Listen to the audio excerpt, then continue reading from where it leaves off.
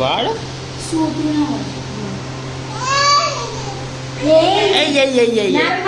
ના ખવાય